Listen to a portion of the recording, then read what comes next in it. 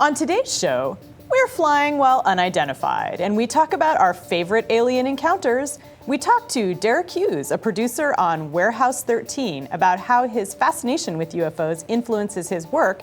And finally, we ask you, what constitutes proof of UFOs? All that and more coming up on this episode of We Come From the Future.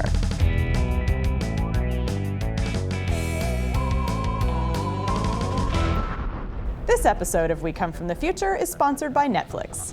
Welcome to We Come From the Future, the show where we take grainy photographs of the future as it whizzes by on its way to probe someone. I'm Annalee Newitz. And I'm Esther Coronicles. This show is all about UFOs. They might wipe our culture out in a couple of years, and that's fair considering how much of a contribution they've made to it, up until now. We all have our favorite UFO shows. Now, mine was The X-Files, and I don't understand how you could like any other UFO show. It is a classic. It had like alien civil war and people's eyes going all black and neck stabbing and human flatworms. They weren't aliens, but they made a break from the aliens that was really nice. Plus sexual tension. And speciation. It's always great. I think my favorite UFO moment on TV was when Sarah Connor Chronicles, the late great show Sarah Connor Chronicles, incorporated some UFO footage that they'd found online. And it was this incredible UFO footage that had been going around online for about a couple months of these weird geometric shapes hovering in the sky. And it was incredibly evocative. And then it showed up in the show, and everybody said, oh, well, obviously it was a viral. And we reported it on IO9 as a viral, and then Josh Friedman, who is the showrunner on Sarah Connor Chronicles, came into comments and was like, no, it's not a viral. We just took it. And no one ever figured out who had made the footage. There were a lot of... So it's like a literal contribution of they literally... UFOs to, or possibly some faker, but... Yeah, well, I mean, one has to assume it was a hoax because it was just so artfully done, but no one's ever stepped forward to take credit for it. So, nice. Yeah, so free CGI for Sarah Connor Chronicles. But if we really want to take a look at aliens in pop culture, we need to talk to the guy who knows everything about both. Coming up, we're going to grill Deric Hughes, a producer and writer on Warehouse 13, about his UFO knowledge and background. Welcome to the show, Deric. Thank you. Thank you for inviting me to the show. So I know that you're a big fan of real-life UFO videos, and I'm wondering, which are your favorites? Nowadays, it's just so hard to tell if anything is real on video, including this interview, because it's just, the technology to create, practically anything on your home computer these days is astonishing. But every now and then there's an interesting video, and you just... I'm open-minded, let's put it that way. I'm always curious, and I've been curious since I was a little boy. After reading when I was in the fourth grade, reading the Betty and Barney Hill case. The Betty and Barney Hill story, of course, is a classic, one of the first alien encounter stories where a couple, Betty and Barney Hill, were driving down a road, saw a glowing light, and then experienced this phenomenon of missing time where they just didn't know what had happened. And it was really exciting. And what was it that got you so excited about that story?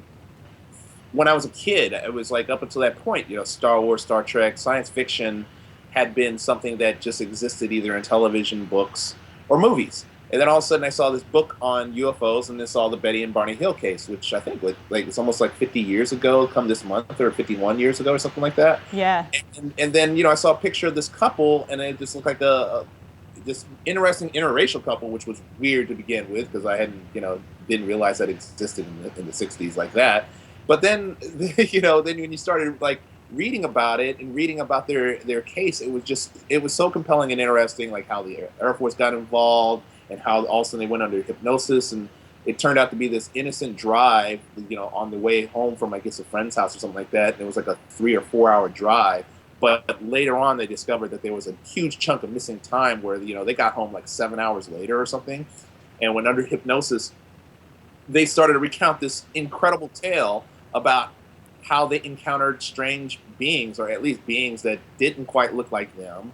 And Barney Hill saying that, the beings talked to him directly in his head, but this is a guy who never even knew what the word telepathy meant, but yet he was able to describe this. it was just, again, that was just one of those first exposures to me of, for me as a kid, like say, wow, is there, could there be some truth to this?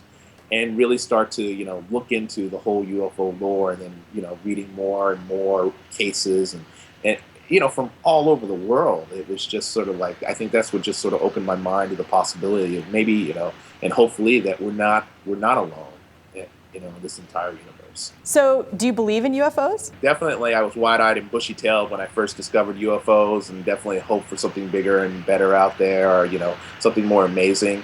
But as time has gone on, it's definitely, you have to approach it with much more skepticism, and definitely much more sort of like looking at what's really going on out there. There's a lot of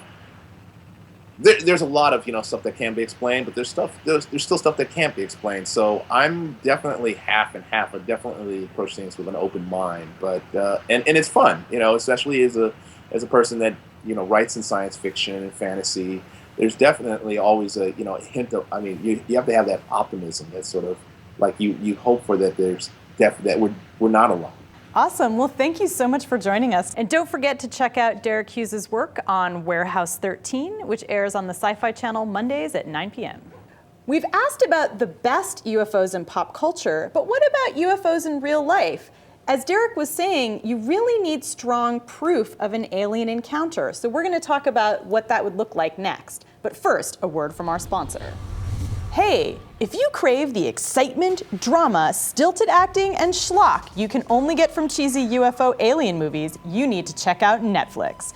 Netflix streams TV shows and movies directly to your home, saving you time, money, and hassle. From really alien invasions to thought-provoking documentaries on the nature of the universe, you can find a wide range of TV shows and movies to satisfy any viewer. When you sign up as a Netflix member, you can instantly watch TV episodes and movies streaming directly to your web browser or right on your TV with an Xbox 360, PS3, or Nintendo Wii. You can watch as many movies as you want, anytime you want. Cancel anytime. Get a free 30-day trial membership.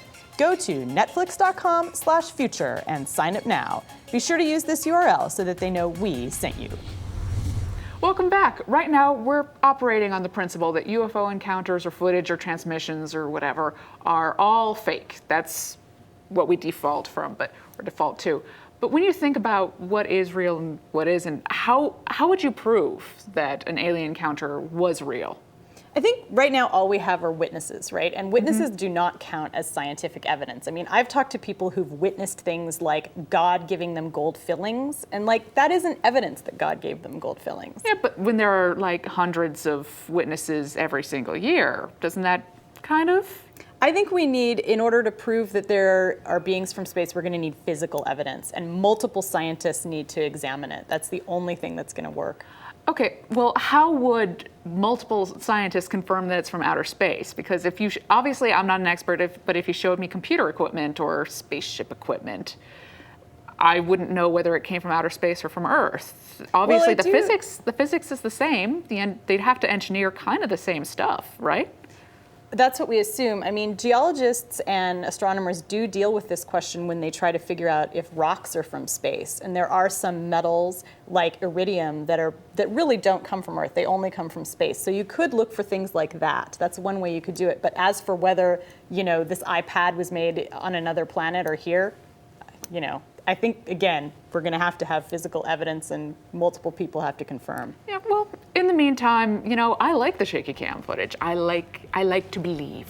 I like to believe too, I think they're out there. I doubt that they're probing us, but if they are, I hope they had fun, I mean, that's all you can really. I hope that we at least provided entertainment for them. Yeah, exactly. All right. Well, if you want to see more of us, remember you can find us on iTunes by searching for IO9. And you can subscribe to us on YouTube by clicking right here. So keep watching the skies, and we'll see you next week in the future.